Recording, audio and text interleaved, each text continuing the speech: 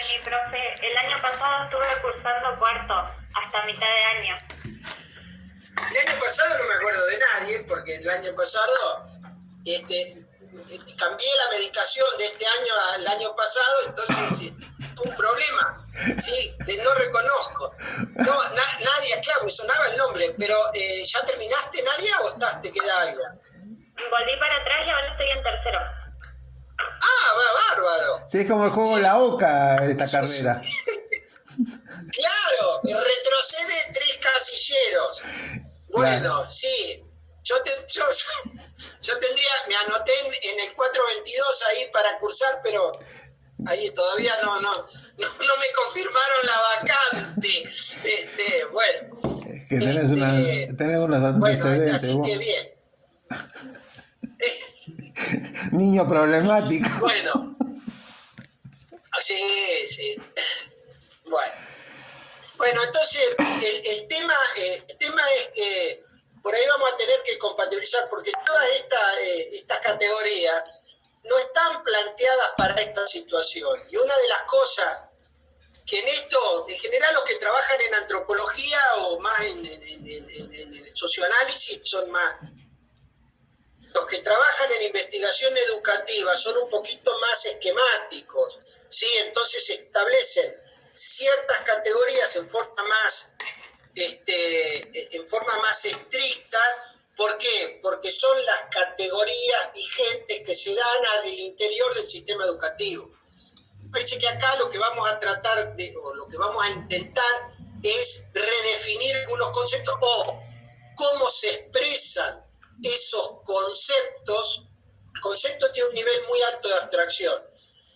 Entonces, la categoría es lo que aparece en la realidad, es decir, tiene elementos de materialidad. Entonces, esos conceptos, cómo se transforman en categorías y cómo esas categorías se manifiestan en este contexto. Por ejemplo, una comunidad de aprendizaje en un contexto de no presencialidad no es una comunidad áulica, ¿sí?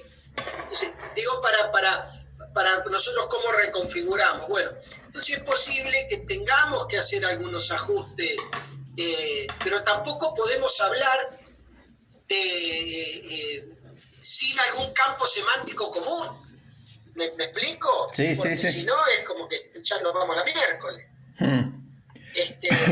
Entonces eso es lo que yo estuve tratando de pensar, ¿sí? Entre cómo pensar un marco teórico que a su vez sea medianamente, que tenga lugares comunes, la problemática pedagógica normal. Ahí viene Silvia. Bueno, eso.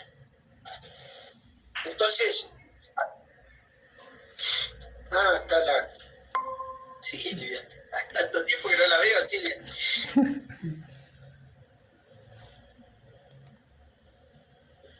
Hola. Hola, ¿qué tal? Hola Silvia, ¿cómo te va?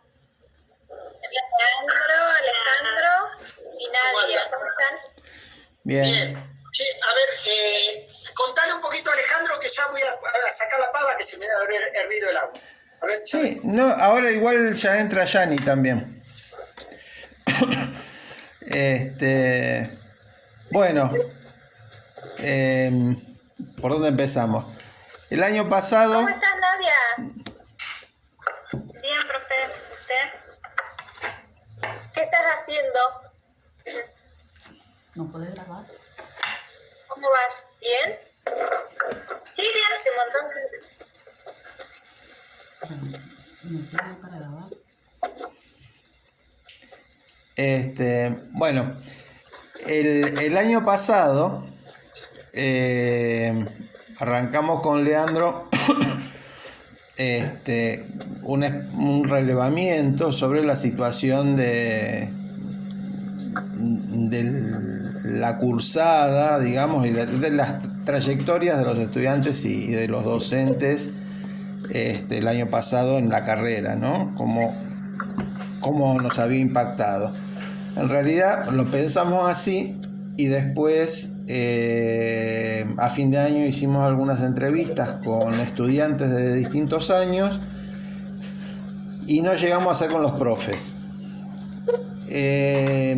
Para hacer este relevamiento invitamos a 2 estudiantes de segundo, a Vanessa y a Antonella, Silvia.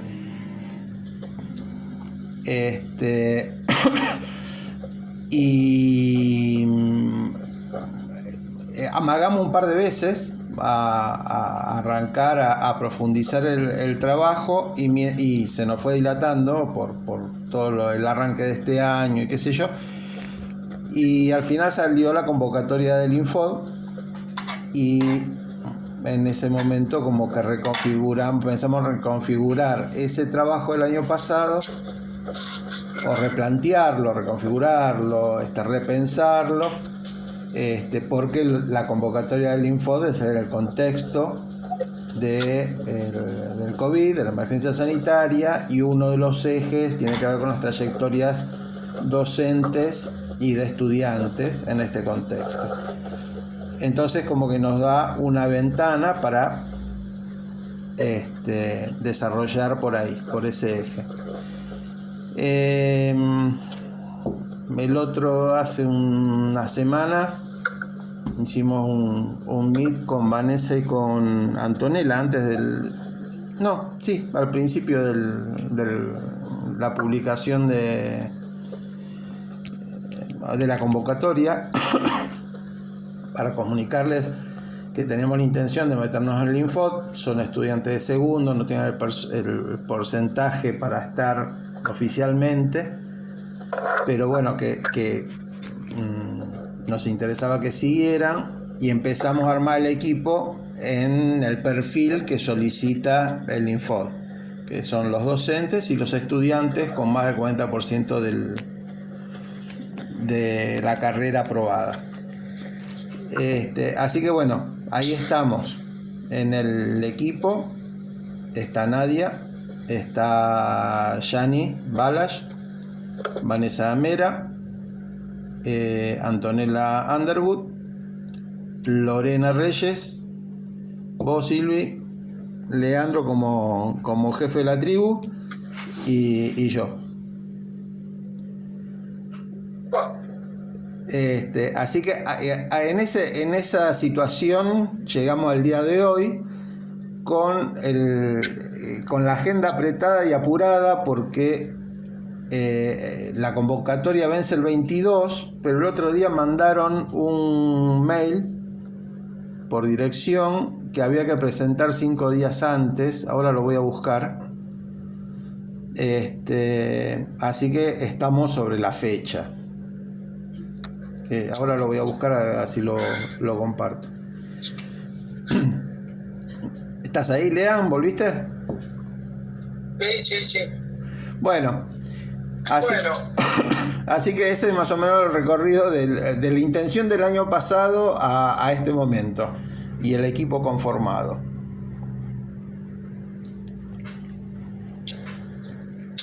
Bueno,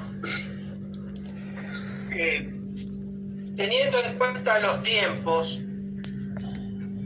yo lo que pensé es un poco armar un esquema, o no pensé armé un esquema con algunos lineamientos, me parece que son los que veníamos hablando, que retoman el trabajo del año pasado, y lo traté de un poco encuadrar en lo más tradicional, que es el que requiere Infod. Entonces, si a ustedes les parece, yo se los planteo, ¿sí? Por eso te decía de grabarlo, para ver si ya queda, se los pasás a las otras compañeras. Sí, lo estoy grabando, Lean. Porque perfecto. Bueno, entonces, este formato, por supuesto, es una propuesta entre que pueda haber otras. Lo que yo traté de hacer es situar un poco el trabajo que nosotros veníamos haciendo y un poco las ideas que veníamos desarrollando en una propuesta, entre comillas, presentable, ¿sí? Para un proyecto de investigación que eventualmente pueda ser tenido en cuenta, ¿sí? Esto esto tiene que ver con todo esto que estábamos charlando hasta recién.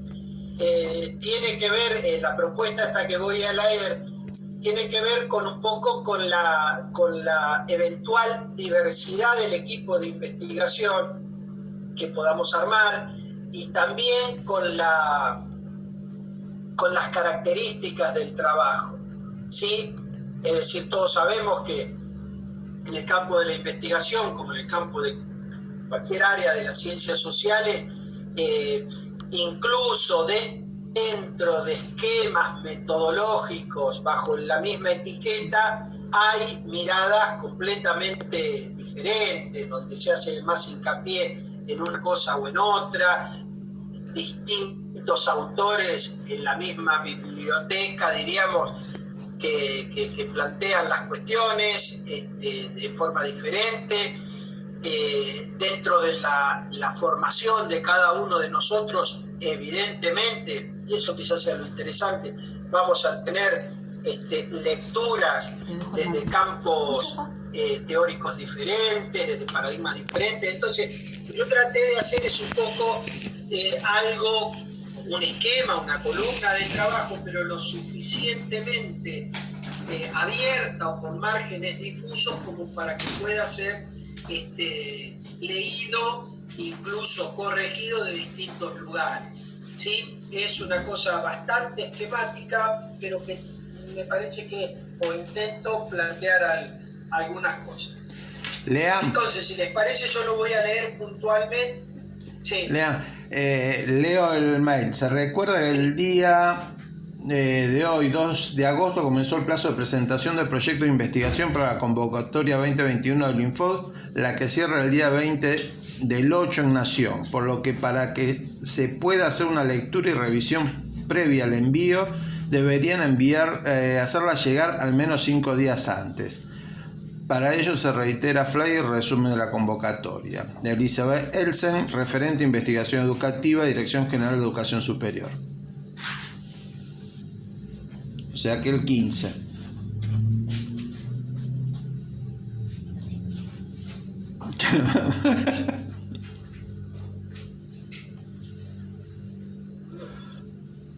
¿Cuándo es eso? El domingo. 5 días antes. Sí. 5 días antes del 20. Sí, el 15 es domingo. Ya veo. Vemos aquí. Ya Dale. pone la fecha el domingo, está mal redactado. ¿Es del Ministerio de la Provincia del Chubut? Sí, señor. Debe ser. Bueno, entonces, bueno, tampoco mucho, hay que sentarse y redactarlo y se acabó la historia. Sí. Bueno, si les parece, lo empiezo a desarrollar un poquito. ¿Sí? Voy a tratar de seguir los pasos que regularmente se estipulan al momento de la presentación de algún trabajo, ¿sí? Una introducción, un campo problemático donde exista algún problema con algún objetivo del trabajo,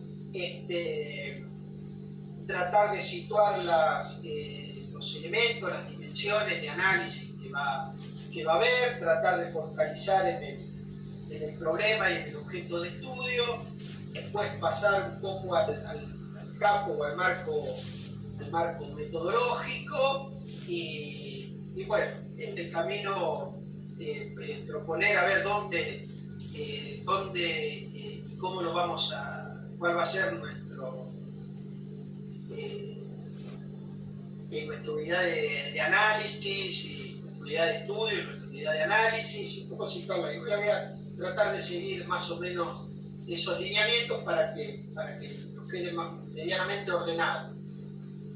Bien, en primer lugar a mí me parece que es importante hacer situar si nosotros planteamos el problema directamente o el objetivo de trabajo dentro del problema directamente, es muy posible que en una situación tan difusa como es la que generó la pandemia, ¿sí?, pierda sentido porque no tiene un contexto que le dé sentido a ese al problema a tratar. Entonces a mí me parece que hay que desarrollar una breve introducción que sea contextualizadora del objetivo del trabajo y el problema que vamos a abordar.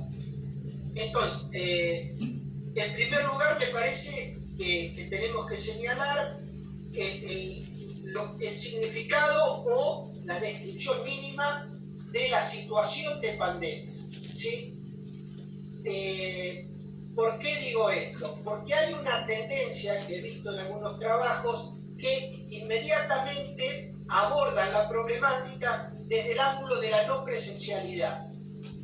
La no presencialidad puede ser en contextos diferentes, puede ser en el contexto normal donde yo hago un curso, educación a distancia, etc. Ahora, la no presencialidad en contexto de pandemia es diferente, ¿sí? Porque eso me sitúa en un contexto social, temporal, totalmente distinto a lo que era en épocas donde uno podía hacer un curso virtual, etc. Entonces, no presencialidad, ¿sí? Hay que inscribirlo en contexto de aislamiento social. Y para mí esa definición es muy importante.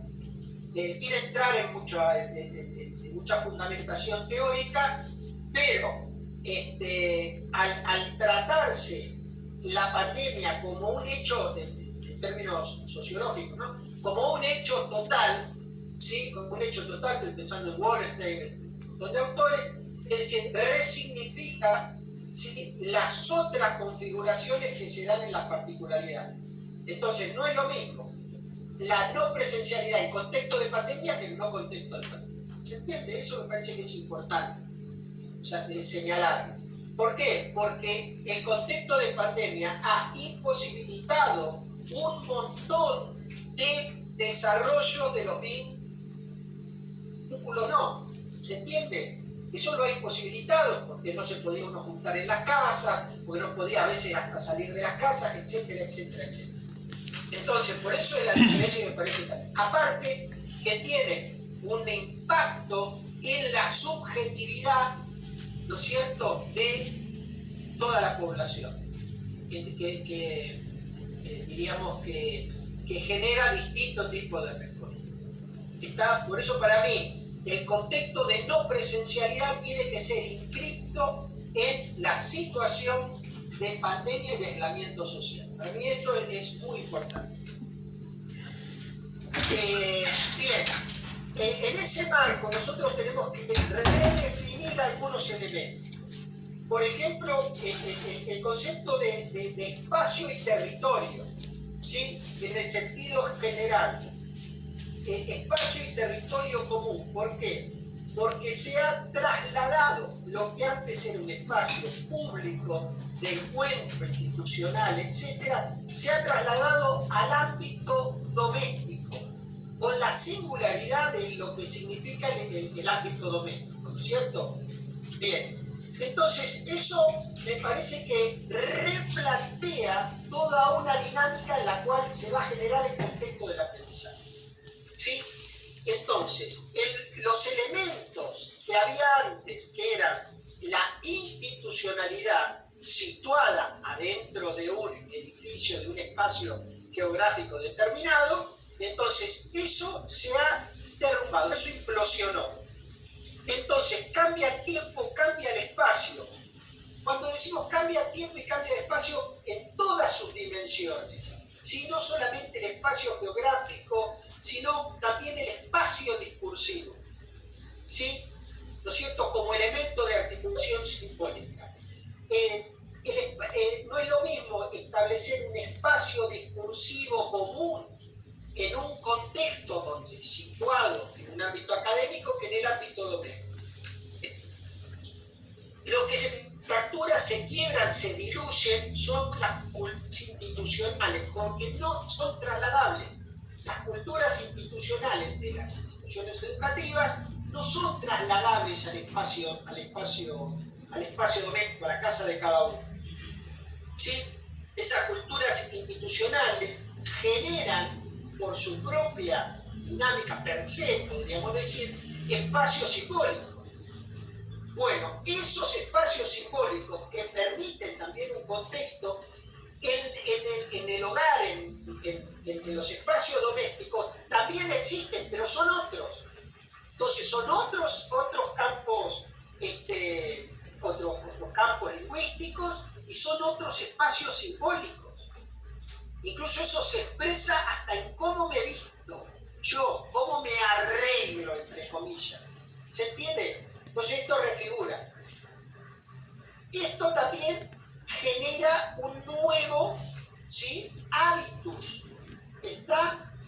¿Por qué digo un nuevo hábitus? Porque el hábitus, ¿sí?, en términos de Bourdieu, que se desarrollaba en la institución educativa, en la institucionalidad desde el punto de vista antropológico educativa, no es el hábitus del hogar, donde hay que hacer de comer, se entiende, bueno.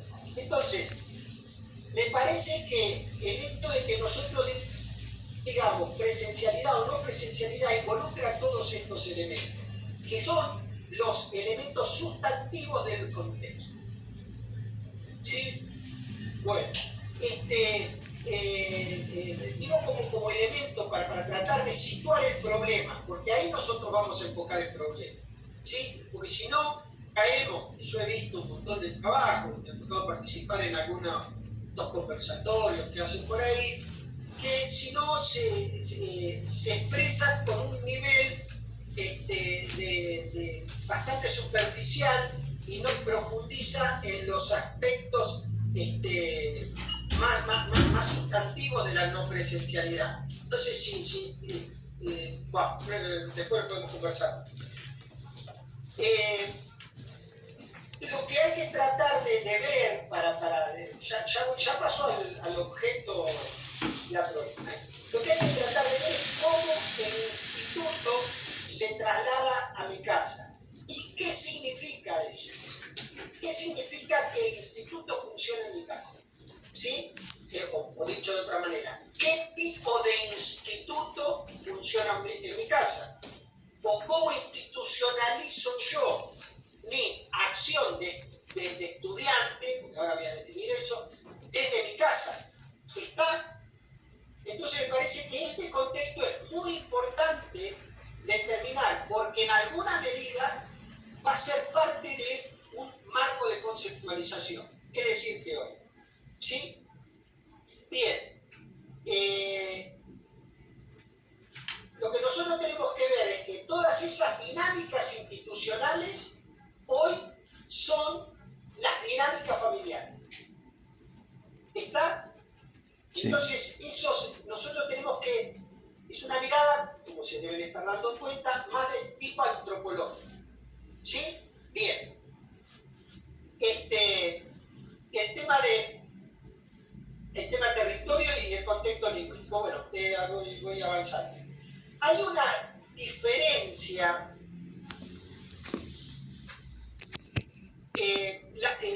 La pandemia lo que ha generado al trasladarnos en forma abrupta a los espacios domésticos, nos ha trasladado, ¿sí?, a las características propias y singulares de cada uno de nosotros como familia. A diferencia o en contraste con ese espacio común institucional que era un espacio único compartido, que al ser un espacio en el aula, en el instituto, único compartido, tenía un momento, ¿sí?, un momento lingüístico, un momento social, un momento cultural que significaba los aprendizajes. No solamente que significaba, sino que establecía pautas comunes de comunidad, no que licuaba necesariamente las diferencias individuales, pero posibilitaba un espacio común. Eso desaparece y entonces las particularidades de cada uno de nosotros son el hilo rector de la posibilidad o no del aprendizaje. Cuando digo las particularidades, digo en todos los sentidos. Tener una computadora o no tener un celular o no tener un